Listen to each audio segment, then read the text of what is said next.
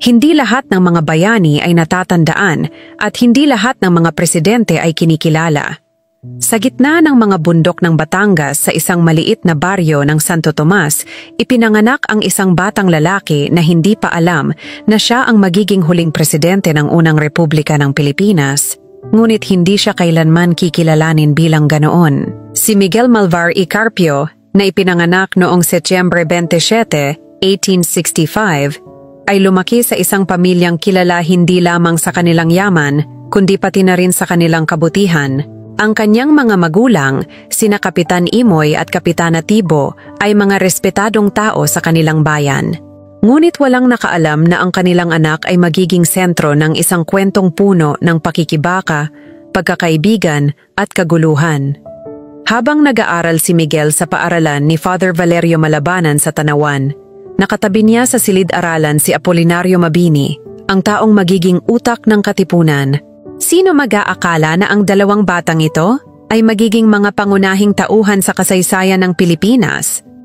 Ngunit ang pinakakamangha-manghang koneksyon ni Malvar ay sa pamilya Rizal. Hindi lamang kaibigan ng kanyang pamilya si Jose Rizal. Ginagamot pa nga ni Rizal ang bingot ng kanyang asawang si Paula. Si Saturnina Rizal ay nagpahiram kay Malvar ng 1,000 piso para sa negosyo at ang kanyang panganay na anak na si Bernabe ay nag-asawa pa ng apo ni Soledad Rizal. Ang mga koneksyong ito ay hindi biro, ito ang nagbubuo ng matatag na pundasyon ng rebolusyon. Nang sumapit ang taong 1896, sumabog ang rebolusyon. Si Malvar, na miyembro na ng Katipunan, ay nagsimula sa 70 katao lamang. Ngunit sa loob ng maikling panahon, naging military commander na siya ng buong Batangas.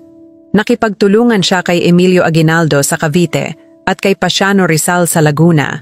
Ngunit ang pinakamadugong eksenang nasaksihan ni Malvar ay ang labanan sa Zapote Bridge noong Pebrero 17, 1897. Dito, nakita niya kung paano namatay sa kanyang mga mata si General Edilberto Evangelista, ang kanyang senior officer. Matapos ang labanan, si Malvar ang pumalit sa pwesto ni Evangelista. Isang responsibilidad na dala niya hanggang sa dulo ng kanyang buhay. Ang pinakakontrobersyal na kabanata sa buhay ni Malvar ay nang pumanig siya kay Andres Bonifacio sa halip na kay Emilio Aguinaldo pagkatapos ng Tejeros Convention. Ginawa niya ito dahil naniniwala siya na si Bonifacio ang tunay na leader ng Katipunan. Ngunit ang kanyang loyalty ay nagkakahalaga. Binantaan siya ni Aguinaldo ng parusa kung hindi niya ititigil ang pakikipag-ugnayan kay Bonifacio. Pagkaraan ng ilang buwan, napaslang na si Bonifacio sa mga bundok ng Maragondon. Ang balitang ito ay kumalat na parang apoy at si Malvar ay natutuhan ang isang masakit na katotohanan.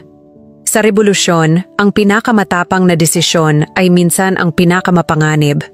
Nang dumating ang mga Amerikano, akala ng marami ay matatapos na ang pakikibaka. Mali sila. Noong Pebrero 4, 1899, nagsimula ang bagong digmaan. Si Malvar, bilang second in command ni General Trias, ay naging isa sa mga pinakamatatag na kalaban ng mga Amerikano sa Southern Luzon. Ang kanyang pinaka-epikong labanan ay ang pagkubkob sa Calamba, Laguna.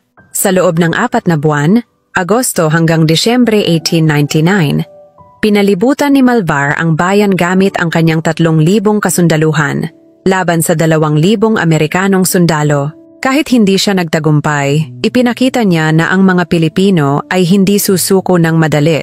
Ang pinakadramatikong kabanata ay naganap noong Marso 23, 1901. Nahuli si Emilio Aguinaldo ni General Frederick Funston gamit ang tulong ng mga Macabebe Scouts. Si General Trias, ang designated successor ni Aguinaldo, ay sumuko na rin noong Marso 15. Sa gayon, ayon sa line of succession na itinakda ni Aguinaldo, si Miguel Malvar ang naging presidente ng Republika ng Pilipinas. Kinikilala pa nga siya ng Hong Kong Junta.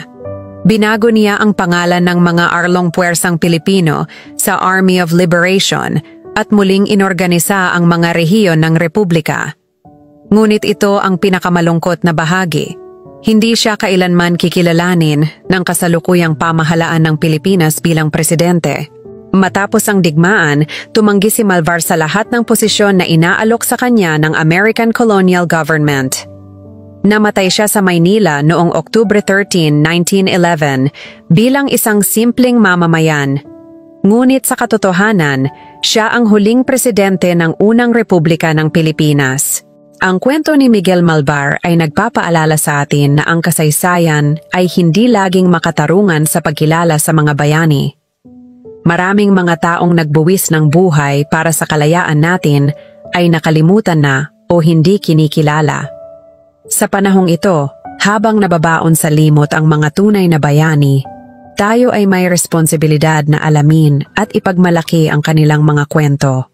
Hindi sapat na nagbabasa tayo sa social media o sa mga trending topics. Kailangan nating bumalik sa mga libro ng kasaysayan, sa mga museo, at sa mga lugar kung saan nabuhay ang mga bayaning ito.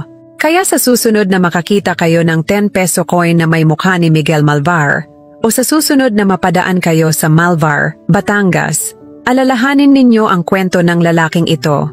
Alalahanin ninyo ang nakalimutang presidente na nagbuwis ng lahat para sa ating kalayaan.